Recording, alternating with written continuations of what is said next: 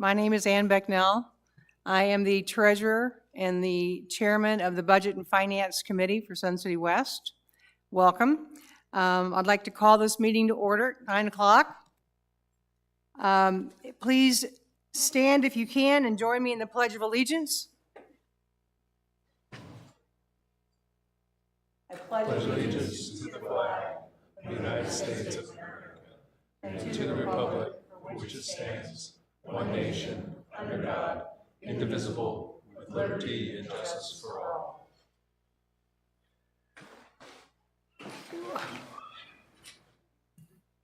All right. Thank you very much.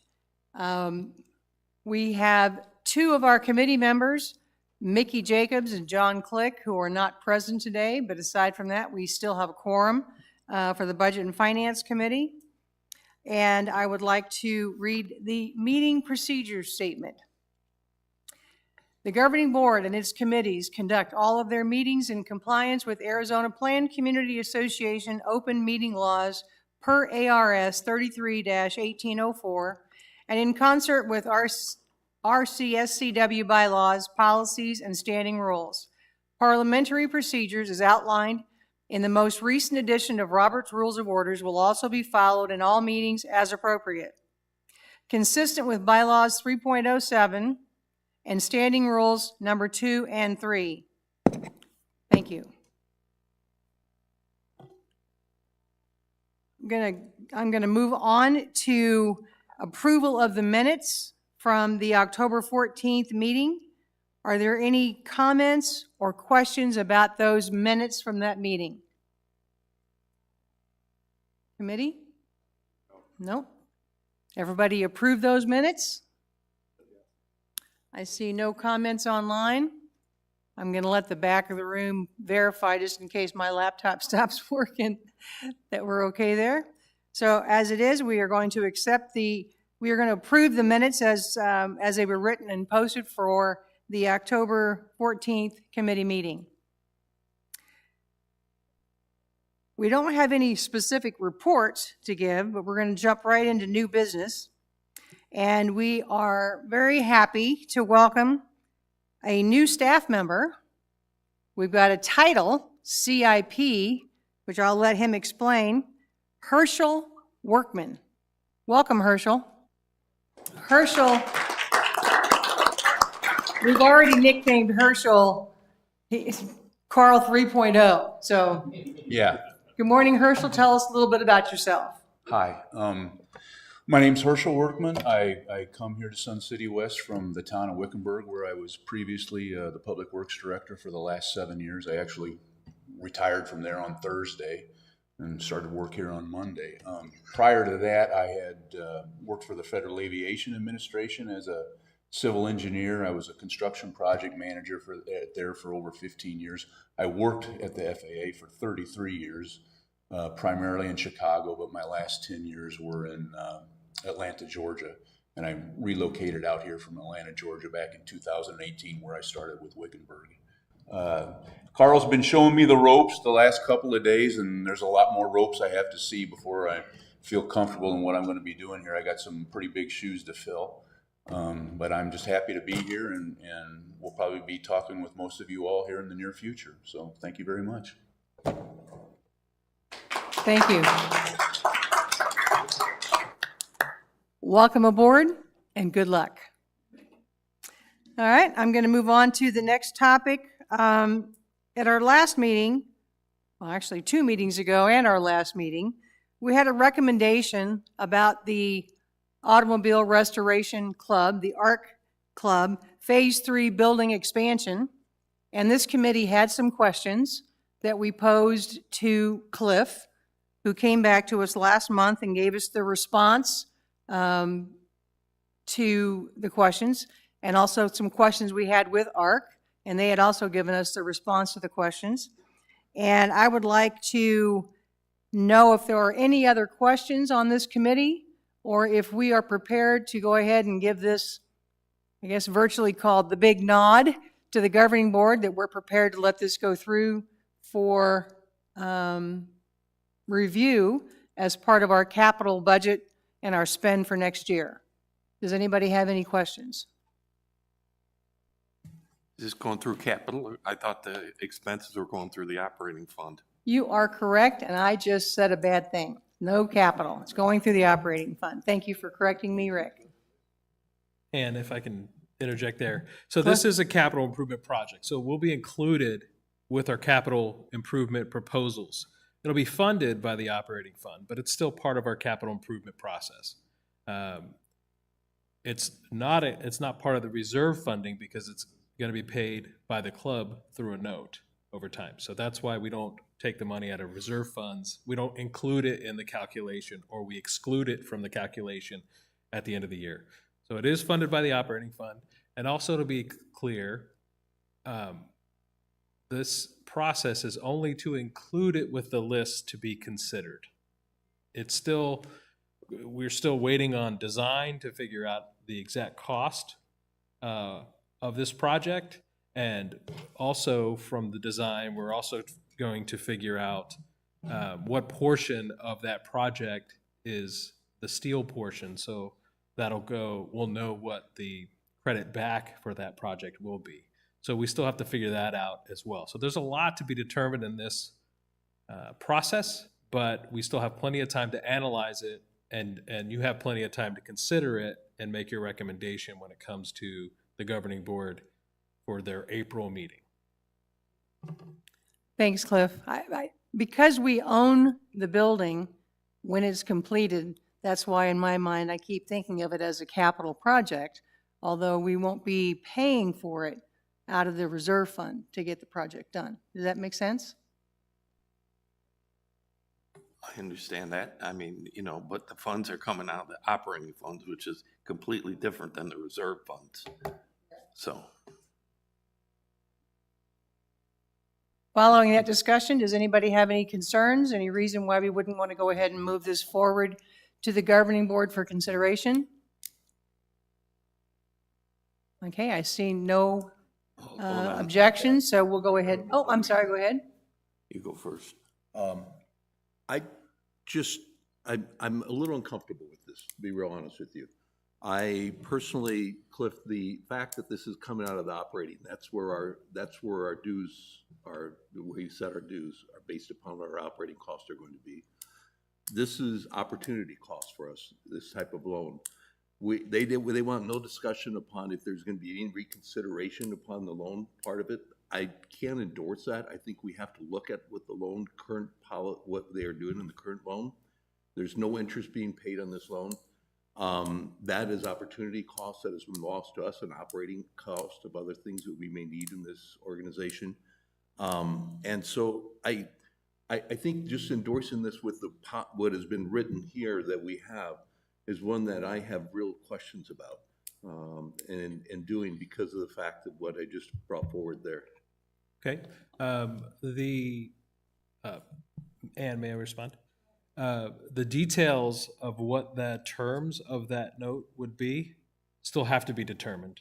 So the vote by the club themselves to move forward on the project and the addendum to the note still has to be taken by the club. So there's a lot of things that still need to happen, not only having design and getting the cost. So the terms of the note, all of that still need to be ironed out, and that will all be presented in this process. And ultimately, we'll get a recommendation from this committee, and ultimately the board will decide. So don't be afraid to continue to move forward. I can see wanting to know the details of those things, but we will be able to give the details to those things as this starts to materialize. But because of the way our capital process works and having to be able to discuss capital projects months before, sometimes a year before sometimes a year and a half before they're even started, this is kind of typical that we wouldn't have the details at this point in November of the capital project cycle. So more to come, but I understand what your point is and wanting to know those details, but definitely more to come there. And again, you'll have the opportunity to get all of those details as we navigate through the capital improvement process and through the capital improvement budget for fiscal year 26, 27. I appreciate that. I guess the other part of this is that I don't want this to come forward that we as a committee seem to be endorsing this concept already. This is what I'm concerned, that there's going to be this appearance that we already are given a blessing for this. I would like to react upon a total proposal that has the budget, the plans, and everything before going forward and making a recommendation. And so this is one in which I feel like we're sort of being slowly pushed into a corner here, and I feel uncomfortable about that. Yeah. I understand that, but do know that in January, when you have all those details, you can stand up on the table and say, I am not for that. And that'll be your personal opinion at that point in time. And the committee will come up with a group opinion, a consensus, or a recommendation that goes forward to the governing board to decide. So either way, you can get on board with the moving it forward now or just draw a line in the sand. That's up to you. This can also be, as part of the capital project, pulled out and have a separate item and separate discussion outside the budget when the capital is presented, correct?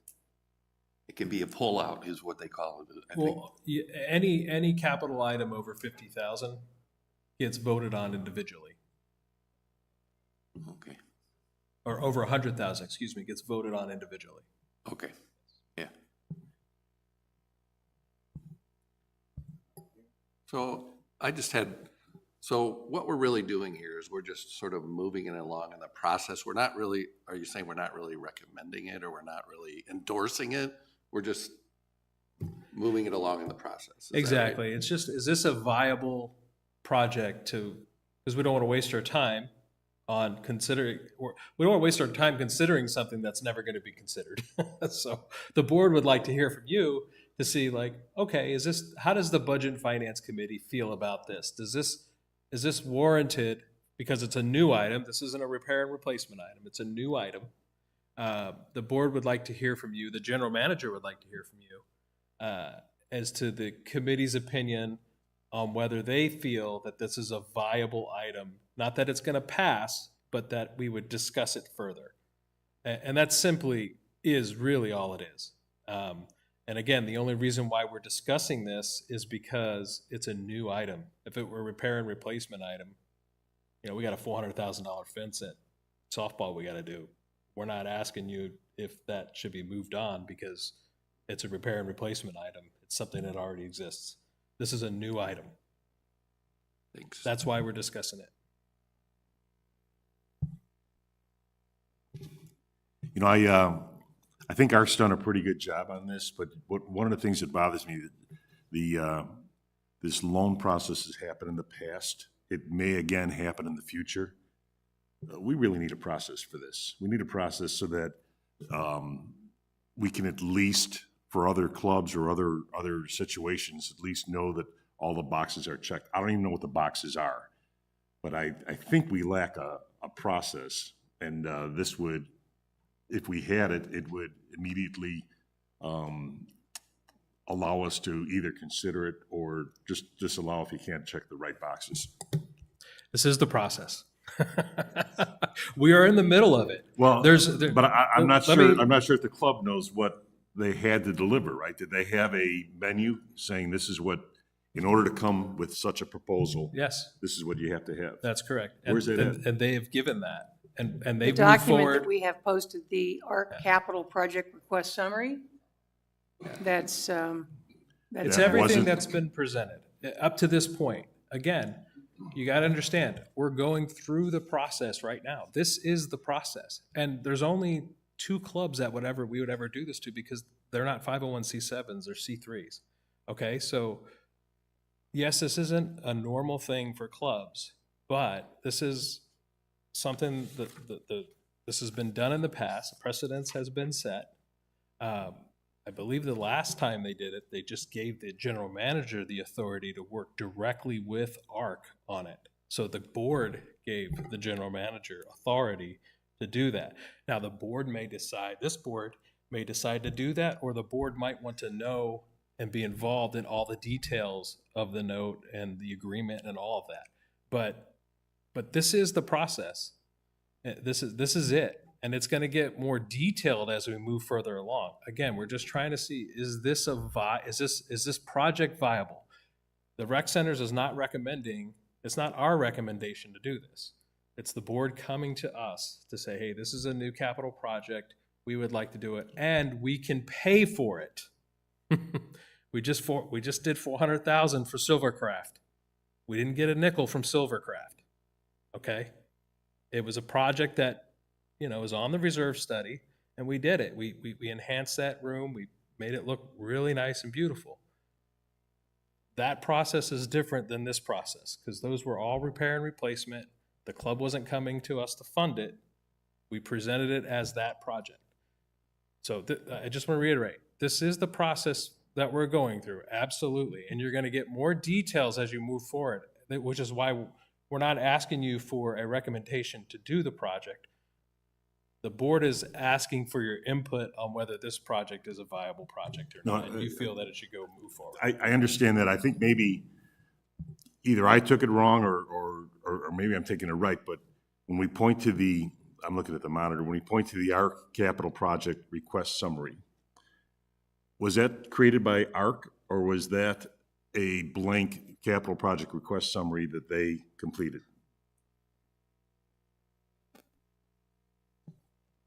ARC put together a presentation. Right. Okay, they put that together to come to the board and ask for funds to do this project. Throughout that process, there's been more questions that have been asked and answered, and we presented those at Budget and Finance and various committees. Things like their financial information, what the history of their notes have been, things like that. So we presented all that data. We told them that if you want to move this project forward, you'll need to invest in additional planning. They went to their, ARC went to their membership and had a vote, and they voted to move forward. And so they're investing $40,000 in design drawings at this point. Again, that was on their own dime. So they're doing what we're asking them to do throughout this process. And as we get those details, they'll be presented in the capital improvement process. Yeah, and again, my point being, I think all the right steps were taken. I'm not disagreeing, or I like the project and such. I just think 5 or 6 years from now, something like this might happen again. And this is a great learning curve. And many of us may not be here anymore. So instead of saying they brought, I don't mean permanently, I see the giggle, may not be involved in this anymore. But my point is I want to learn from this. I want to say, because they brought to us and they brought the right stuff. Maybe we should write down, these are the right type of things to bring. We asked additional questions, we asked the right questions. Maybe we should document, these are the type of questions that should be asked, so that we learn from this process. You know, it's happened in the past, it's happening today, it'll probably happen again in the future. And that's what I meant, is we should probably document this a little bit, so it's a little less, you know, let me ask a question, what's coming to my head now, let me present this, just a little bit better of I'm making it simple, but I mean a checkbox or fill in the blank sort of thing, to help pre-qualify or disqualify request in the future. That's all I'm saying. It sounds like all the right steps were taken. I'm not sure if a documented process exists for it. If I can say, Cliff, I don't know, I think that was a good question, Chris, as to who wrote this document we have attached, but in there's a sentence that I think needs clarification that really stood out for me. And this said that this loan managed, through the operating account, that's fine. But then it says, this is a request to increase the current financing arrangement. That's as if there's an agreement, we're going to continue with the current loan as it is. And I can't support that. There'll be addendum to the loan that'll Okay. give the terms of this portion of phase 3, which is what they did in phase 2. So it'll be addendum to that no agreement, interest. which that'll be determined in the addendum. Okay. The agreement has a bunch of language in there about the relationship of the club to the rec centers, and that the improvements that are made to the actual building belong to the rec centers. The club agrees to pay for it. That's all the standard agreement. And then the addendum is what phase they're in and what the terms are of that phase. So each one of the phases, the first 2 phases, had its own terms. One was a 5-year with a 5-year extension. One was a 10-year agreement. Okay? So those were both detailed. The terms were both the terms of this addendum will be detailed in that agreement.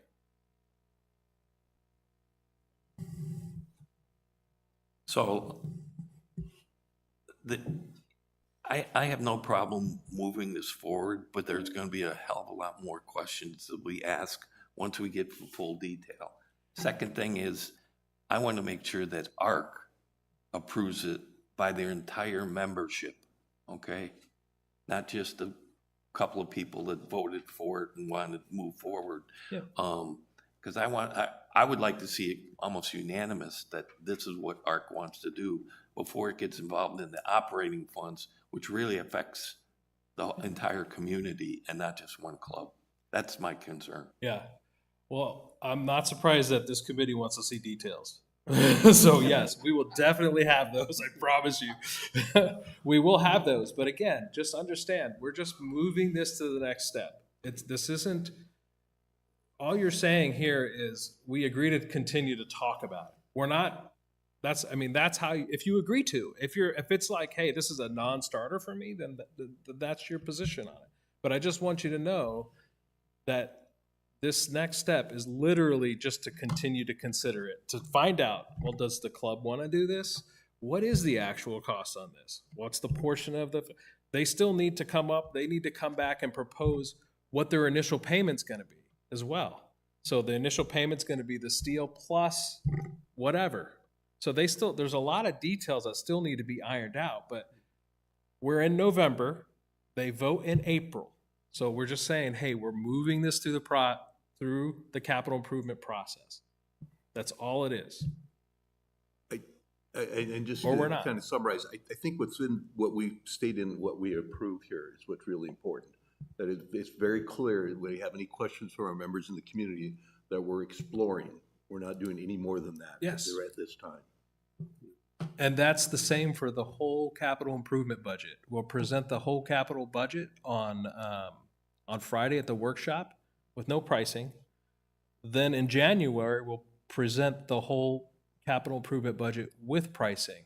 And that is literally, this project will be in the same spot as those projects until it gets approved, or until the recommendations are brought forward, and in April it's approved by the board to be included in the annual financial plan, and then in May they vote on the annual financial plan. So ultimately, it really doesn't get approved till May. But the difference is we don't have those things coming forward as an approval type of thing. We know that's a normal process. So this is when we're actually kind of polling out. And I would just want to make sure the language is very clear to everybody if they're thinking, because I can hear the community all of a sudden saying we've approved this, in which we aren't. We're just exploring. And I think the community understands when they bring forward proposals for a club or something that we're exploring with their proposals. This is when this getting pulled out with a special type of consideration of vote that normally doesn't occur. And so I just want to make sure we're very clear so there isn't this misconception that we are actually approving this at this time. Yes, every item over 100,000 is approved with an individual vote. So in our normal process. So this will definitely have its own individual vote. But we don't want to continue to invest time and energy into it operationally if the board says, that's probably, we don't really have an appetite for that. So then Stephen won't put it on his general manager's budget. So we're just trying to get all this feedback from all the committees so that we know, how we stand when we go to put together the final capital improvement budget that's going to be presented to the board in January.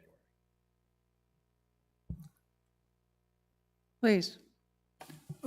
Regarding Chris's comment on process, when I think process, first thing I think is flow chart. And what I would like to see would be the flow chart of the entire steps, which And for future use, that would make things a lot easier, so that it's kind of a visible object that shows you the procedures that we're going through. And we have that. Yes, we do. Okay. That's attachment on FA01 and FO1, Great, thank you. FI01. All right, yes. Just wanted to ask David and Rick, are your objections on the interest-free loan? Is that bothering you? I think it has to have an open discussion on it. I think Okay. that in today's world, to have no interest on a loan is one that's really, I have to have a better understanding of why that would occur.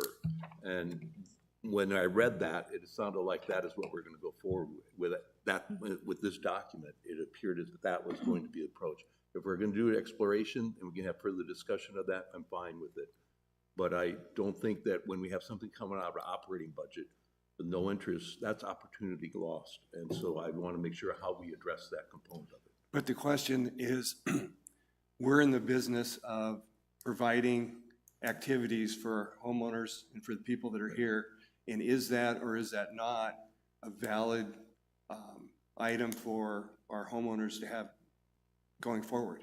So I think And these if are it all is- great topics that we'll bring up when we come to that point and decide, does this enhance our community that much? Do we feel like it's worth whatever we think our cost of money is? So we'll come back to that when we get there, when we have the real dollars and cents and we know what it's going to cost us.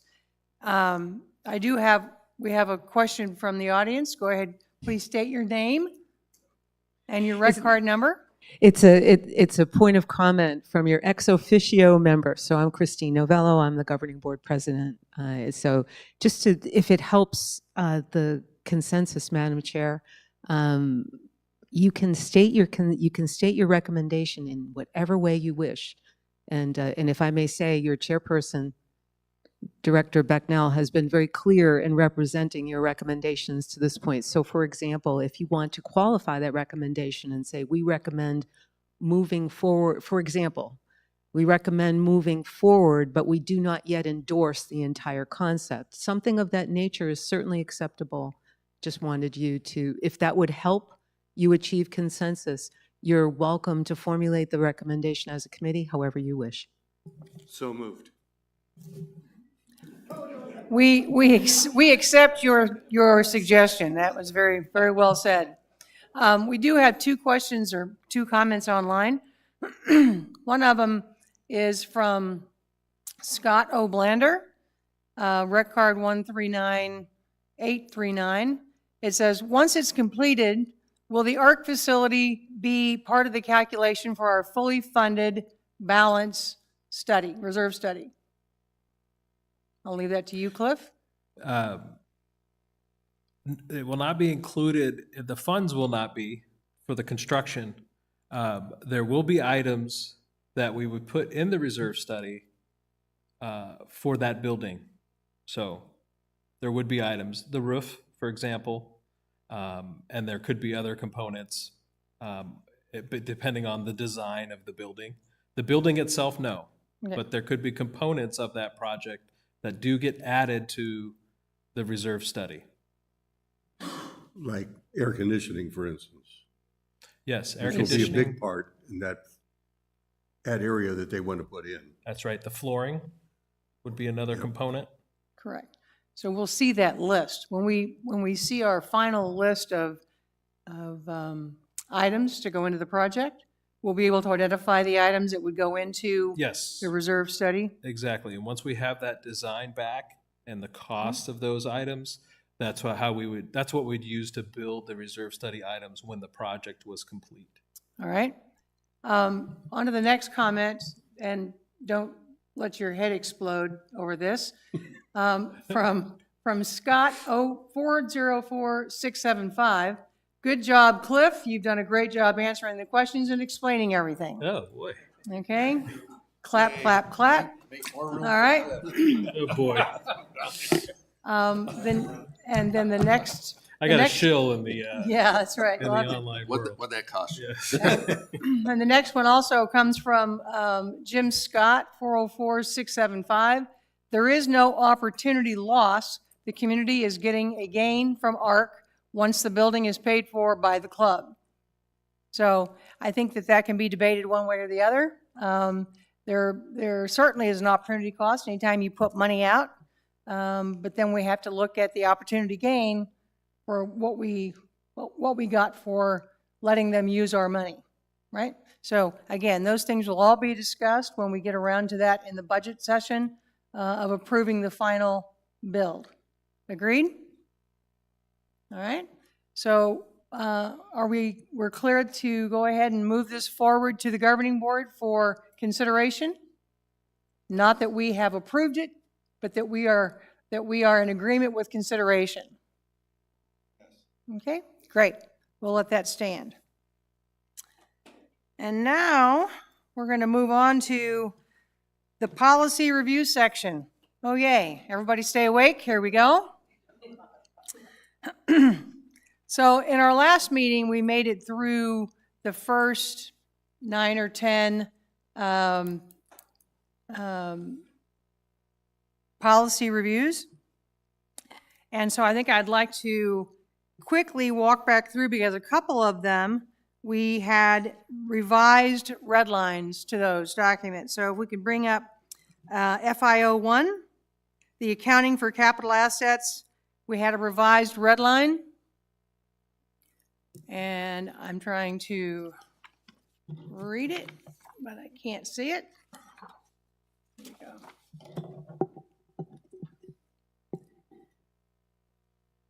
go. Okay. So we took out the words capital assets, or we moved capital assets from paragraph 1. No, we just moved it from capital asset. It was behind capital expenditures now, according to the document. Okay. All right. Thank you. I have a hard time reading these red lines. Okay.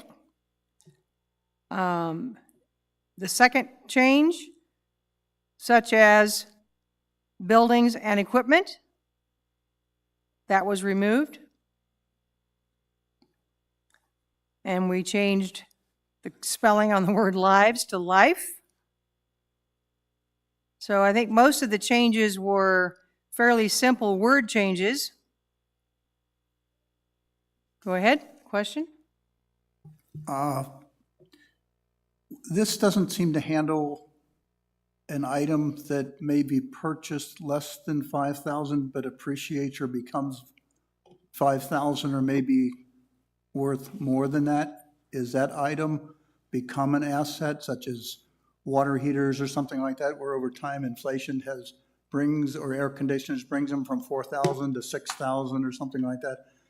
Should we be in here, should we say something like, instead of expected useful life, or instead of minimum cost, minimum forecasted replacement cost?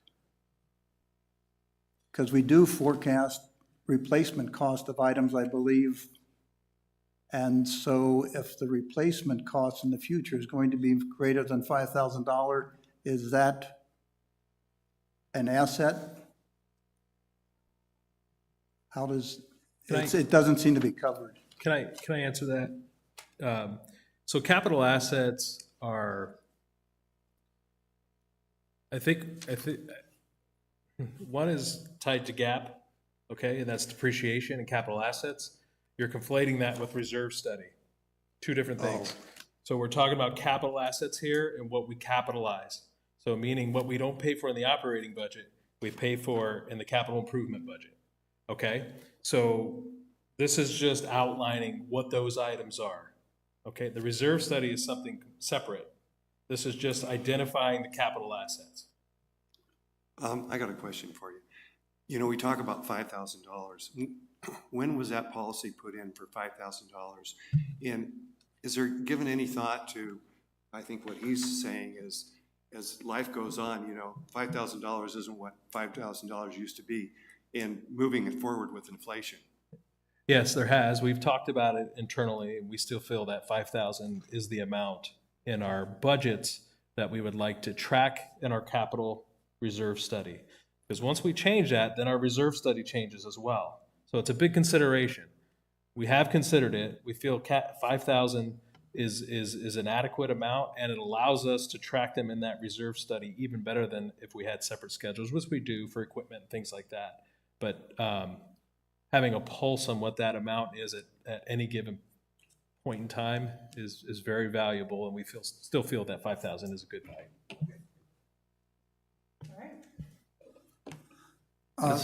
The capital assets is at time of purchase. That's correct? right. Correct. And after what happens at time of purchase is more relevant to the reserve study than the actual capital asset. That's right. And we can add, Bill, things to the reserve study that we haven't paid for if we know that they're over 5,000, which we have done with the water heaters. Okay. So they're not a capital asset yet on our books because we haven't paid for them yet, paid that new value for them yet. So they get added as capital assets on the books at the time we purchase them. Thank you, Rick. And then once we purchase one, we know how much they're going to cost. We add them in our reserve study.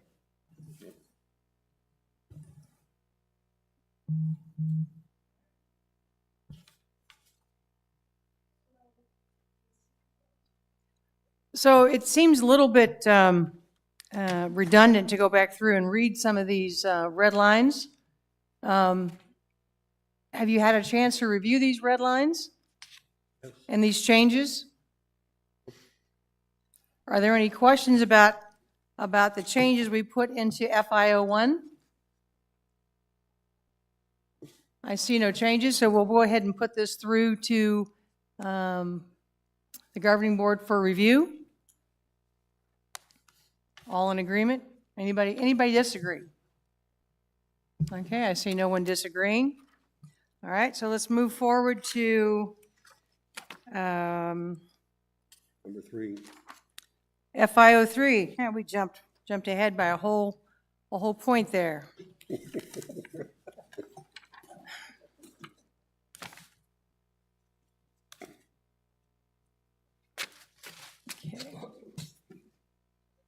So the FI03 were the property owner changes and refund of member dues and fees policy revised. So again, the redlining there was adjusted. Has everybody had a chance to review those? Are there any questions or concerns? Cliff? I have one on this recommendation. It's all the way down at 8.0. And it's a modification that we made in 2023 because we needed to call out which member credit items we were discussing. So that's why we added the parentheses, includes member, associate member, tenant, and employees. So I would like to leave that in there because we do have member credit in all of those areas.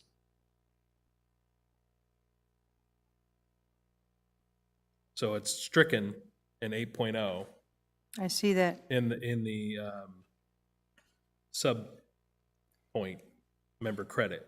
I'd like to continue to leave that in there because when you're talking about member credit, it could be more than just member dues or just something that someone came in and charged their account with. It could be tied to associates, tenants, and employees, not just members. All right. Do you need a motion on that? I don't need to have a motion. No. We have a question. No, Oh. I think that's fine.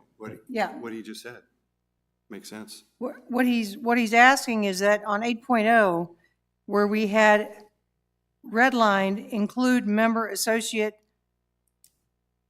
tenant, and employees, to leave it there, not to take it out. Yep. And if anybody has any comments or questions about that, otherwise we can make a decision to have our expert redline lady put it back in. Any questions or concerns?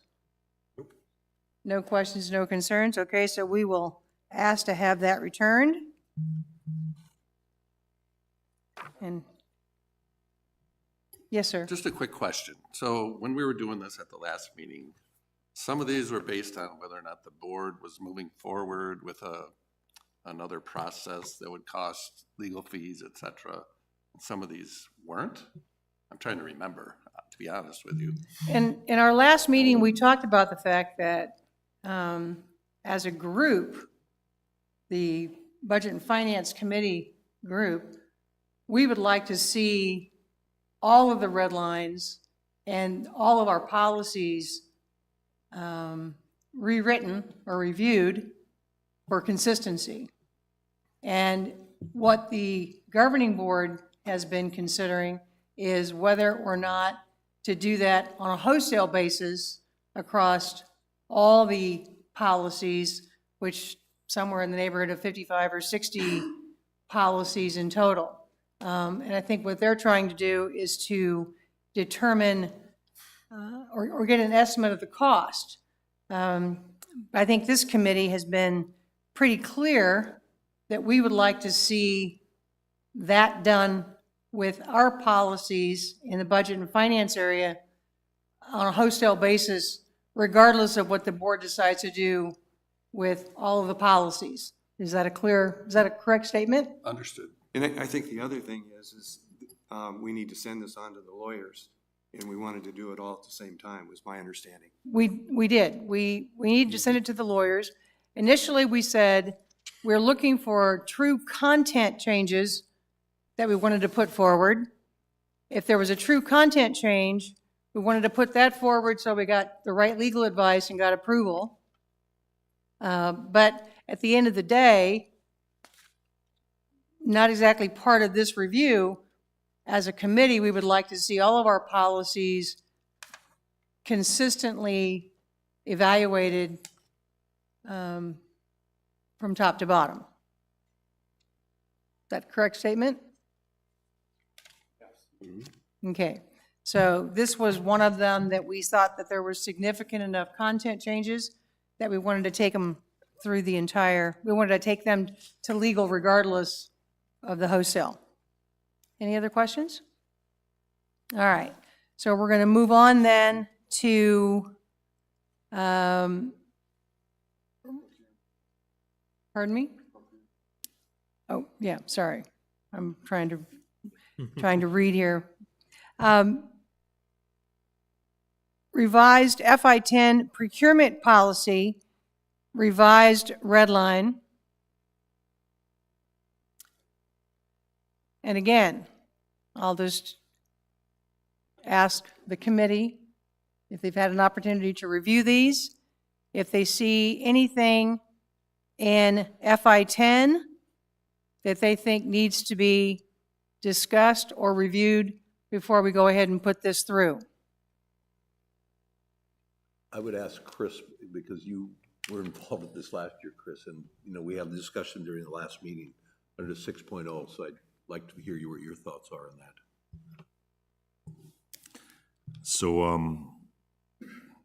So last year, 6.0 vendor relationship, last year I was worried about a low threshold for vendor gifts. I was worried that our employees, according to some documentation, could be subject to termination if they accepted a box of candy. I was concerned about that, and I wanted to change that and modify it. It got very complicated because operationally, we have rules for employees on accepting gifts, and maybe didn't belong in this policy. So as we reviewed it, we also realized that there were some gaps about committee members and governing boards. So I think the summary put together here, the 2 paragraphs put together here, I think correctly address it. It says, hey, committee members and governing boards, here's your limit. That's the way it is. Employees, let's let our operational handle that with the correct intentions, that no one's improperly influenced. So I'm okay with it. I'm okay with both paragraphs. I think you did a hell of a good job. Yes, I agree. I think that gives the proper separation and the proper documents to point to for people to follow. So I think it works. So we would thank you for your work on 6.1 and 6.2 and accept those changes and we would put this through then for legal review, Right? correct? Yep. All right, that's fantastic. Okay, and so now we're on to FI 11, which, believe it or not, we haven't actually, no, we haven't touched yet. Okay, so That one was mine. that was you. That was mine. And I don't really see any changes that need to be made unless we're going through a full rewrite of all the documents. So there were no content No. changes that you felt needed to be made? No. Does everyone agree with that? It's fine. That this is okay? Yep. All right. That being said, we will let FI 11 pass as it's written. We just put this one into action today when you signed that document for me before the meeting. Thank you very much. All right, now moving on to FI 12. Dave?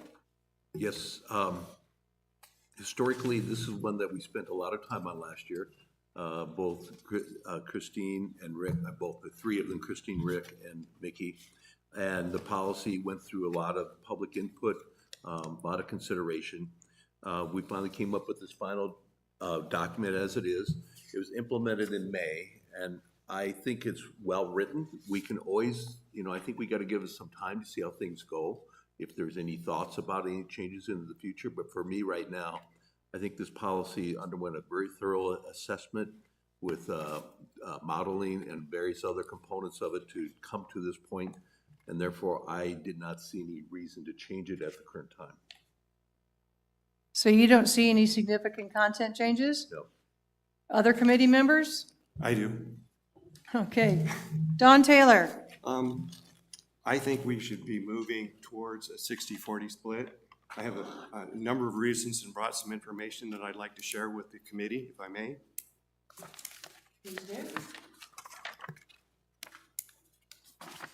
And I'll send them out in reverse order, so put that on the bottom. There you go. Here's three others. And this will be on the top.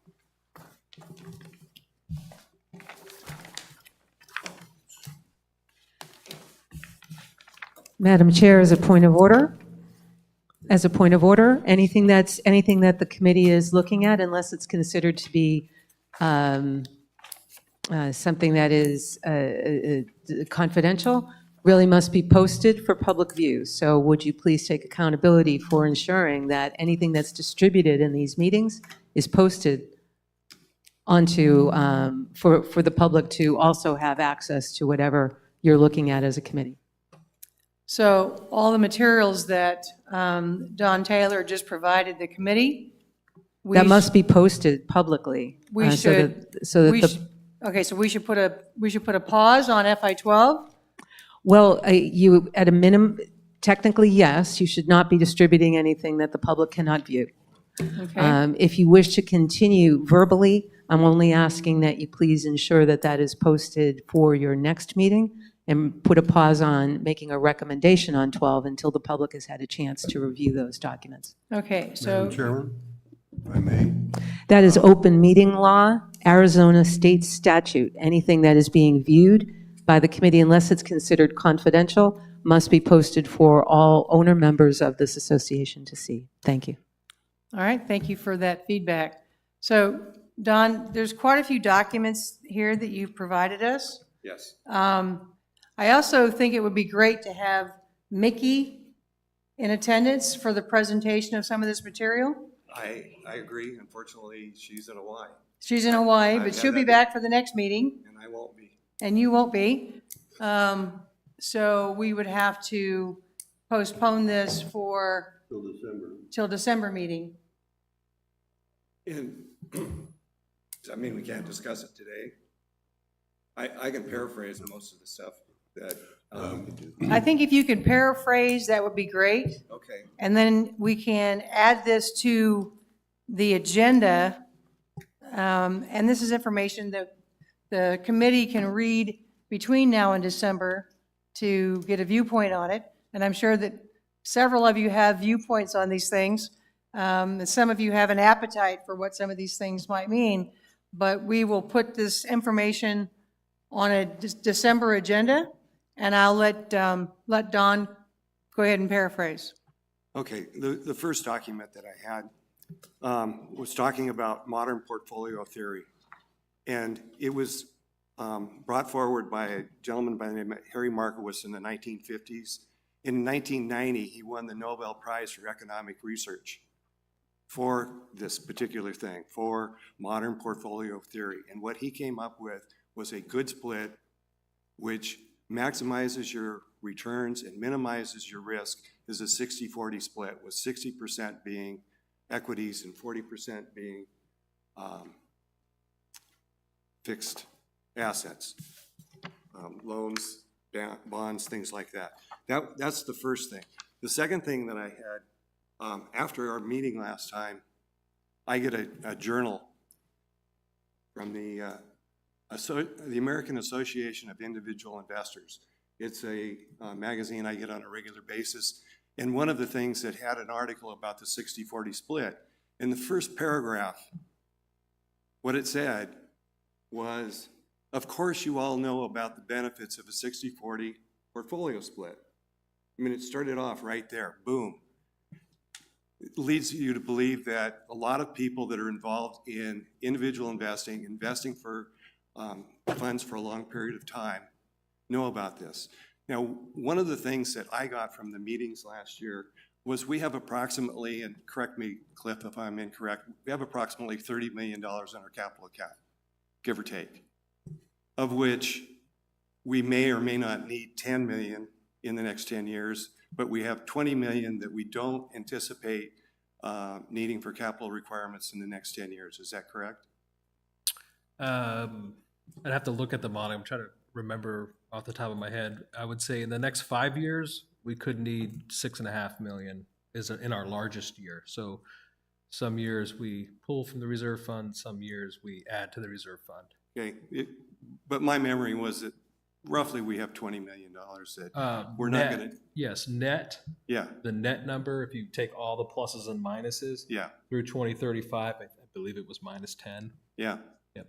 And so that leads me to believe that we can invest our funds for a long period of time. Some of the other things that lead me to this belief is our budgeting process. I think it's done extremely well, and that's kudos to Cliff, and it's kudos to a lot of the managers in this organization. You know, that you pull a lot of information from a lot of people, and if you look at our annual budget on a regular basis, we're pretty much tracking right on there. We also do an awful lot of capital budgeting, and in that capital budgeting, I think we also do a good job in that. And that leads me to have confidence in the numbers that we have. Moving forward, if you look at it, the numbers that you came up with, if I remember right, was about 11.5% historically over the last 20 years that you get on equities. Is that correct, Rick? I'd have to go back and review the process. And the Okay. information. I generally look at a 60-40 split. That's what I've always thought. 10% and 4%. 10% for equities, 4% for debt. That's a 6% swing. 6% of $20 million is a lot of money. And that's an annual difference. And that's why I think we should move forward doing this. That said, I think we should implement that over a 3 to 4 year period of time. We have a statement from the floor. Christine?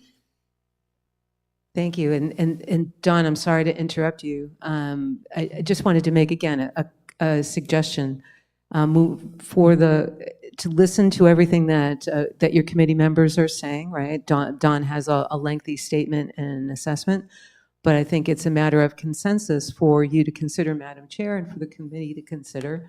Do you have the appetite as a committee to move forward and to continue to reanalyze and repeat the analysis of last year? I'm not trying to discredit your analysis at all.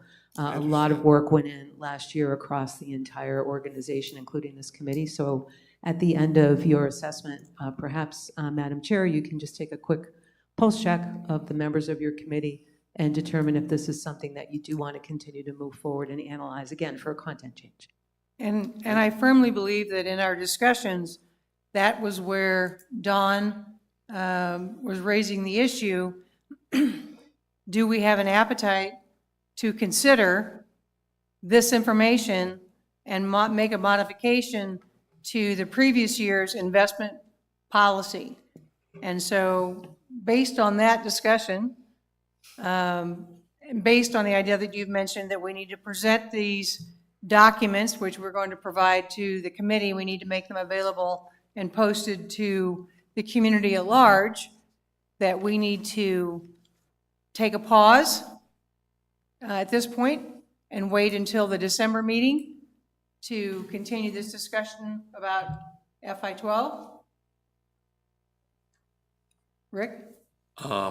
Being on the committee last year and all the time and effort that was put into it, and I think you need to go back and look at all the detail that was presented in that presentation from Mickey, because a lot of this stuff is all taken care of. And the second thing that I can understand where you're thinking, but that's individual investments.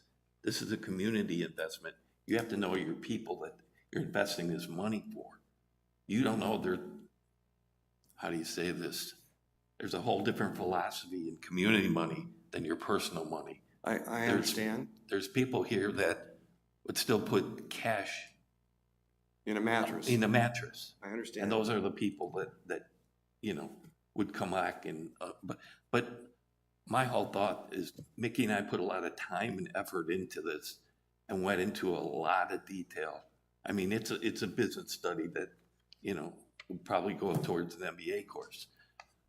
I've had several long discussions with Mickey on this, yes. Yeah, I- so and I- that being the case, we've seen good results in the first 6 months. But give us some time, because what happens tomorrow when the market turns around?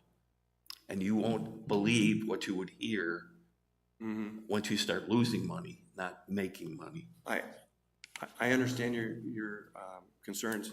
One other thing I would like for you to take a look at, one of the things I did was, if you had 10 years, over the last 80 years, there's 71 periods of 10-year, and of those 71 periods, only 2 were down. That's 97% they'd be up over 10 years. And I think that's what we should be looking at as long-term. But were you here when we had the downturn in 20 and 21? Did you hear the feedback from the community on losing $300,000 because we had high investments in equities? And even then, it wasn't that high big investments. So, I mean, you have to play to your audience, and that's my thought process. And I understand that, but on the other hand, what we need to do is have a policy that makes the most sense for the long-term financial. If we can get a higher return in our investments, that means we need to go back to our homeowners and ask them for less when we if we have to raise the rates for their rec card. And I think that's a balancing thing that we need to take a look at also. No, I think that was all taken into consideration when we did this analysis, because we looked at a range. Now, remember, there's a range there. It's not just one point in time. So we can go up to a different range than what we have today. I understand. One of the things, when I had this discussion with Mickey, is I said, you did great research. I was sitting there cheering you on, and then when you said 25-75 split, I fell off my chair. Why didn't you go for 60-40? I know you know that that's the right number. And she said, I read the room, and that was all the appetite they had, and I'd rather have some than nothing. Like I said, you had to know the community and the situation you're dealing with and how they want their money invested. I agree with you from a personal standpoint. It's one approach, but when you're looking at somebody else's money, It's not yours, it's someone else's money and what they do. And so you have to take a much more conservative viewpoint, so. Did you have a comment? Yeah, I don't know, Don, if there's any way you could be present even remotely I'm going to be in on the the air. next meeting. Okay. Well, we have Cap Trust here, and, you know, they've done a lot. They have a ton of portfolios out there, and they know, you know, kind of part of our decision-making process was in the working group, we had discussions outside of this committee and open. So there were a lot of conversations and industry studies and things that happened behind the scenes when coming up with the total. And yes, Mickey originally was really questioning the makeup, and until she had done her research on HOAs and you know, kind of industry data through Cap Trust as well, and kind of how we sat and that we are different than just a regular HOA. In fact, I would say that our current investment policy is very aggressive especially compared to Grand and Sun City. And that was taken into consideration, but maybe at least if we had some questions we can pose to Cap Trust that you might have specifically, we can get those on record openly and have them respond to those directly on that. Because I agree with you that personally, you know, this is not an investment plan that I would set out for myself personally, but the HOA, the appetite in HOAs, and because of, yes, there is a portion of our reserve fund that long-term we don't need. We still have to manage risk. We still have to manage liquidity and protect principal. And we felt that this mix gave us the best of both worlds.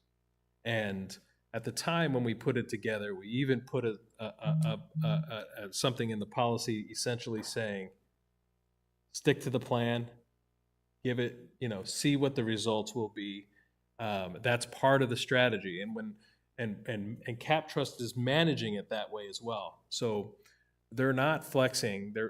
It's all driven based on, you know, perceived outcomes that are going to happen down the road. They're not actively managing this plan, buying and selling. They're making moves when strategically it makes the most sense, but they're staying within that 25-75% that was set out in the policy. Just a little context there. You know, of course, it's up to the board ultimately in this committee to determine, and I think this is all great analysis. And again, like I said, for my own portfolio, this makes total sense for me personally, and I agree with you on an individual basis. But we're managing funds that are not ours. I would venture to say that no matter what policy we come up with, there will be people that will criticize it. Absolutely. Regardless. Sure. Yeah, oh, absolutely. We had some, you know, comments on moving to this aggressive nature that people felt that it was very aggressive too. So, you know, we have to manage those. You know, I was here in 22 when I was right after I started when we moved to the 90-10, and unfortunately that was a reaction to the market. And you're not on this committee forever. Also, yeah, you're not on this personally. committee forever. The board is not. The existing board turns over every year at least a third, and it's been more historically recently. So we want a plan. That's the know your audience component. We want a plan that allows us to maximize what we can in equities and protect ourselves from risk. And But those the boards and interesting those- thing about risk is the one thing about risk that tends to be underplayed is inflation. Mhm. And the other one is the interest rate risk, which we're headed into an era, it looks to me like low interest rates. So if you buy a bunch of bonds, sooner or later, something's gonna happen and the interest rates are gonna go up and you're gonna be looking at Yeah. interest rate risk. Absolutely. And And those, so how you balance that yes. is, I think it's the critical one, and I think we're not balanced properly. Yeah. That's all I'm saying. Yeah, yeah, I hear you. I would say that this policy gives us the flexibility to maximize the market when that does happen. I feel like it does. We're so heavily invested on the bond, the fixed side, and when we made those moves that we made, they've really paid off for us in this last 9 months, 10 months, and we're maximizing that. But again, we do have to be able to weather the storm when it happens. And And the storm is coming. yes, oh yeah. And this policy actually allows us to do that because of the way that it's written and the way that we're invested. We feel like that positions us the best way to do that. But again, I won't argue the numbers. I mean, and we looked at all those numbers in our working group and still determined that this was probably the best route for us. Not that it will never change, but you know, we felt like this would be something that we could move forward for the next couple of years to really, you know, set us up at the time. So that's the context there. Again, not my decision. However, the committee presents it to the board, and however the board wants it, will be how it gets Thanks. invested. Thank you, Cliff. So at this point, I'm going to draw a line in the sand across the investment policy and continue on with some of the other policies. I think that from the comment that you made, David, that you saw no changes that needed to be made from a content-specific perspective to FY12, but the real conversation is, should we as a working group or should we as an organization be looking at making modifications to what the investment numbers are, whether it's 25-75 or 60-40, and I'm going to table that discussion for a later date. All right, is everybody in agreement with that? Can We're I just- okay with that? So we're going to move right on with policy FI13. FI13 was the collection policy. That was one of them that I reviewed, and I found no content-specific changes necessary in FI13.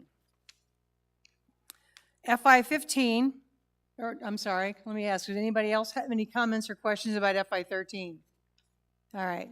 There's a couple of comments online that I'll just briefly shout out because my laptop's going to die in a moment. But Jim Scott, 404-6751, was understanding that these reviews were about substance and keeping current with Arizona law. And you're absolutely correct, Jim, that that's what we're trying to focus on. But we're also trying to focus on any areas where the content was unclear and needed to be adjusted to make it more specific and or more clear for people that are trying to use these policies to help run the community and make these decisions at large. Everybody agree with that? All right. I have another comment that these onward and upwards wordsmithing approximate cost are $1,500 to $2,000 per document. I think that's probably about the estimate that we've seen overall, and that person didn't bother to put their name or rec card number there. And what's that? You shouldn't read those. No, I mean, no, Yeah. I'm serious. I think it's a requirement to put your name and rec card number, and if it's not there, maybe we could let people know that they did make a comment without a name and rec card. I think it's Jim Scott because I see the hashtag name popping up again and again. So I think he probably just thought he was being redundant. So thank you, Mr. Scott. So we're moving on with FI15, preparation of annual financial plan. Rick, this is up to you.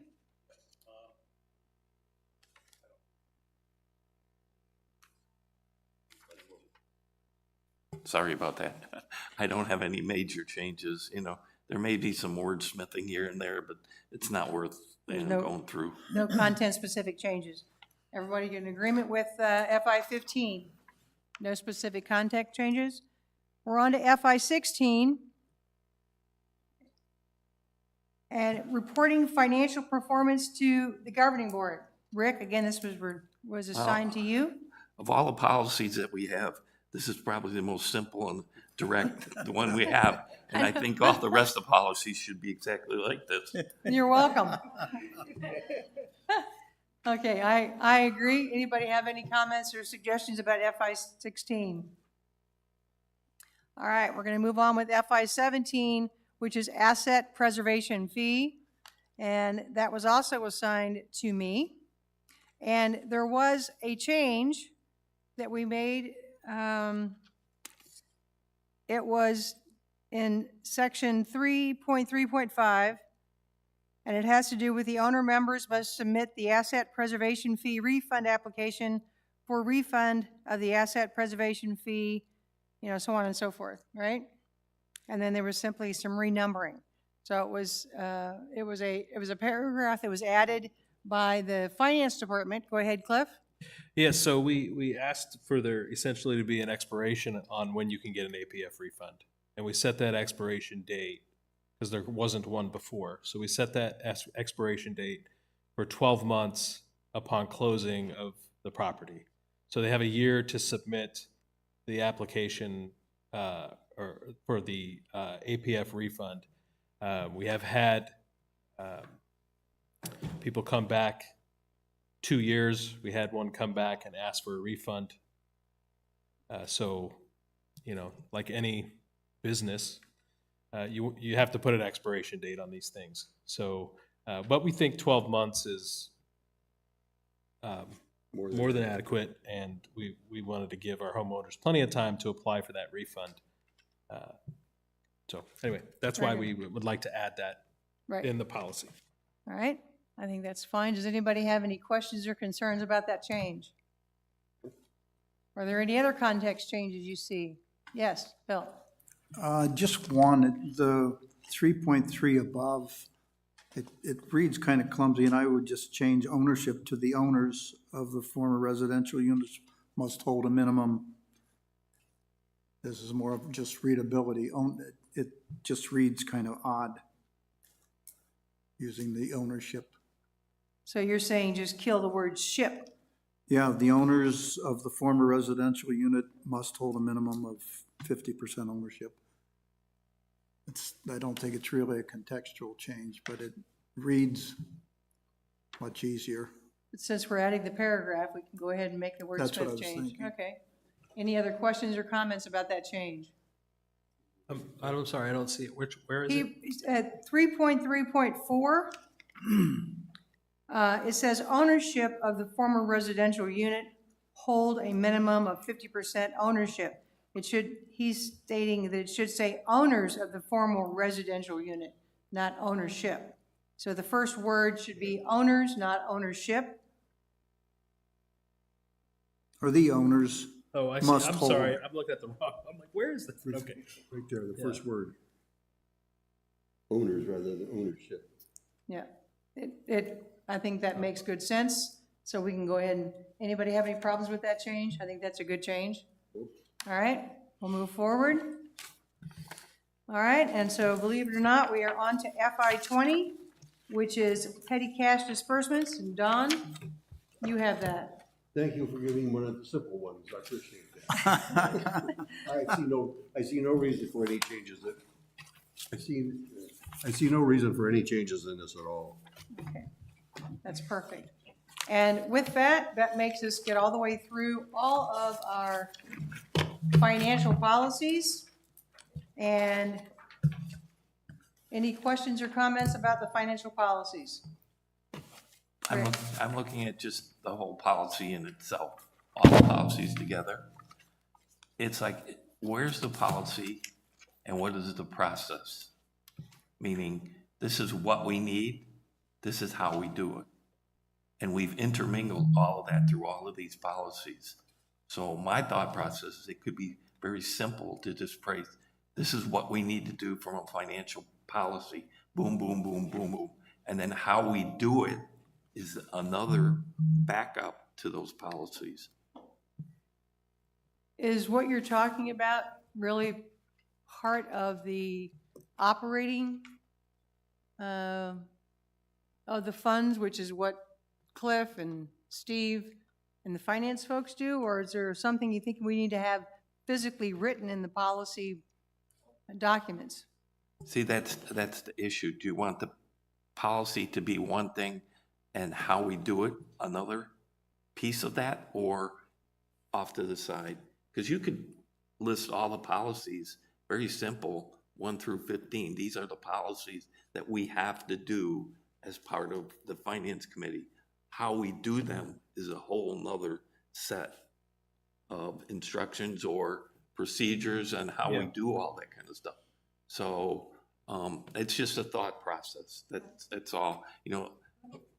Yeah, that's a great point. So the what can be more detailed. So what are the deliverables? How we deliver that is operations, but what needs to be delivered needs to be spelled out. And but yes, we've that's how we operate. I think Christine would agree with that. But the what, you know, what we need to do is definitely what these policies are for. And you know, going through them is great, and making grammatical changes and things like that are great. But we live by these policies every day operationally. We make recommendations based on some things that we would like to see: expiration dates on APF refunds, you know, membership related things that we need to change, things like that. But as long as we can enforce those policies and we can explain to the person if there's a question why, or why that is, because this is what the policy says, we feel comfortable with them. Now, we know they're not perfect by any means in terms of grammatical things and all of that, but for us operationally, we're very clear on what we need to do. I do think that's clear. I think that it's our job to define the policy, which is what you would call the what, and then the how is really an operational sort of decision, unless we find a problem with operations, and we can stomp all over his freshly buried grave. Yes, David. The process we just went through is required because of the way the bylaws are written, that we have to look through these policies. So we checked our process, except for we have one policy we're going to withhold for further discussion, from what I understand, then in December. Is that what we're going to do?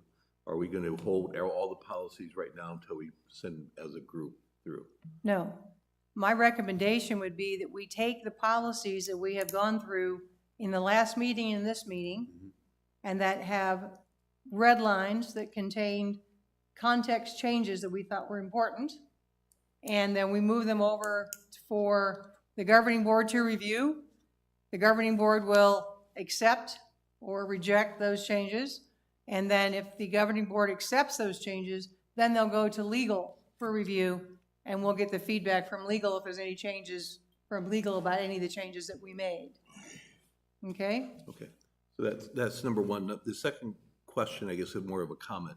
It came up again, and that is the fact that I think there's a consensus, and I'm not speaking on behalf of everyone in this committee, but I think there's a consensus that we would support the governing board taking into consideration to do a full policy review of all the policies for the whole organization. And if that helps the governing board in any way, I would be in favor to bring forward a recommendation to them to have that, so they can consider that at their meeting, because I think they have to take consideration what the cost will be and what year that would occur in. And so maybe that would be helpful to the governing board.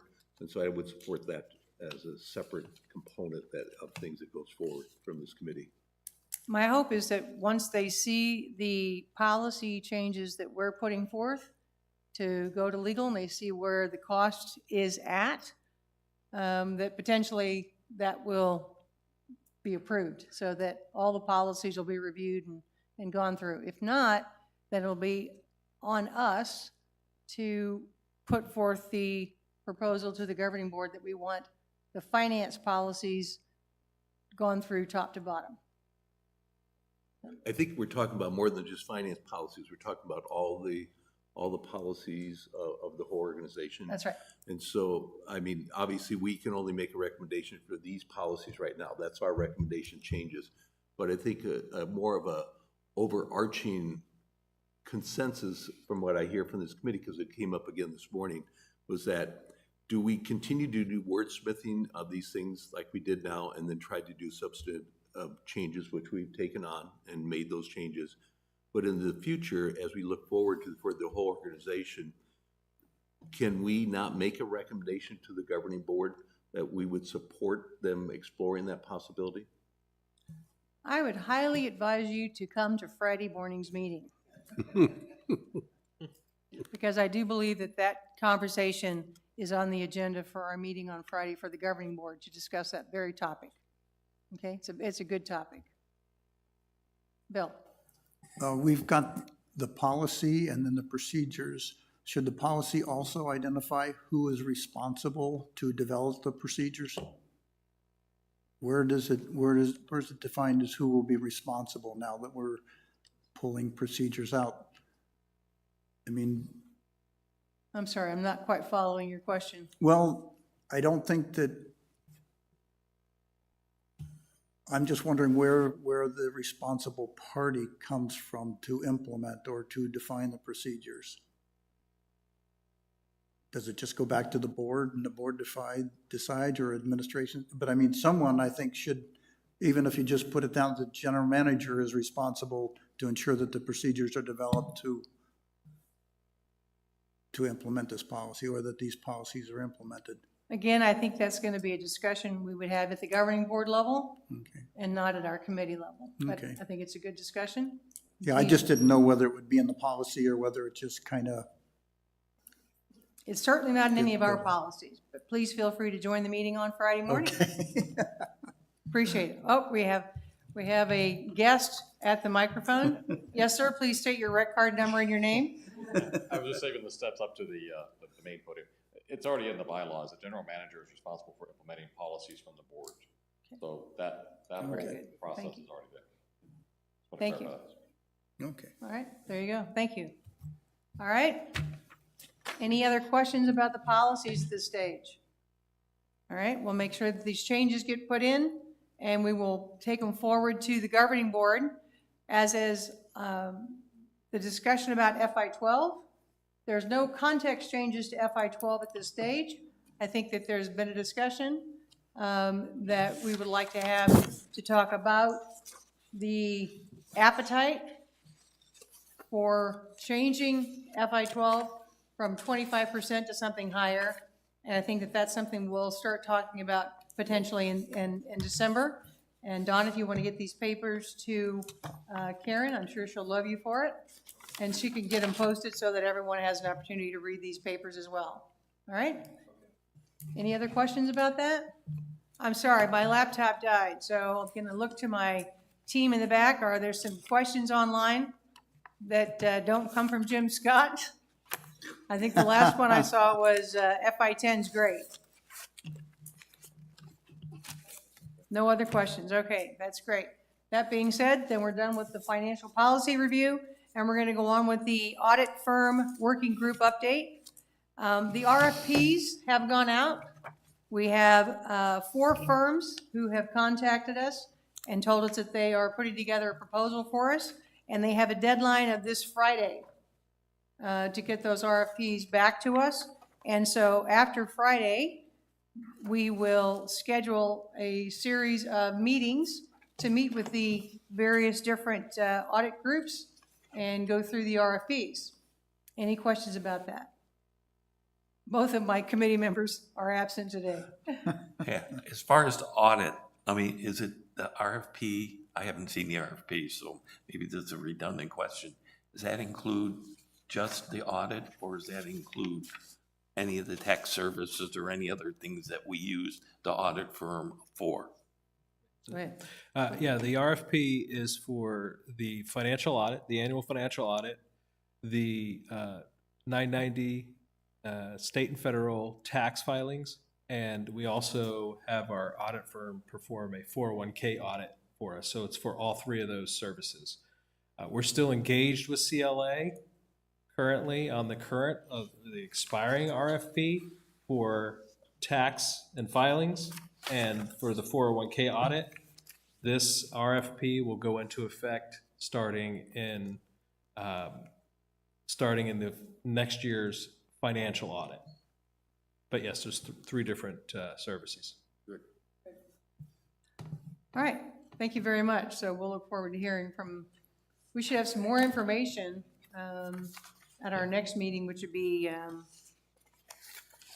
in November. I mean, in December. God, this is November. November 18th. November 18th, sorry. Yeah, Yeah.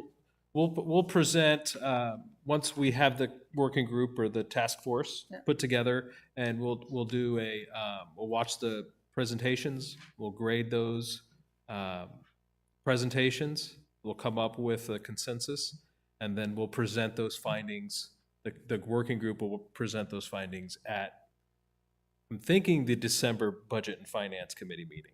That's when we'd like to have it all completed by. True. Any other questions? All right, we're going to move right on to 4.05. We have a budget financial timeline that our friendly CFO Cliff is going to give for us. Thank you, Cliff. Okay, you're welcome. Thank you. So the 26-27 budget calendar is listed here. These are kind of the sentinel dates that we want to call out in the budget process. Essentially, between now and at least the end of April or the middle of April, this committee's at one point or another going to discuss something in the annual financial plan for 26-27. But this calendar calls out some specific dates, things like when the certain deliverables are due in terms of when those meetings fall and when they'll be delivered by. So recommendations. There's also presentations here. We've got our community presentations. We do 2 a year. The dates for those, we do a morning and then an evening one to capture anybody in the community who can't make one or the other.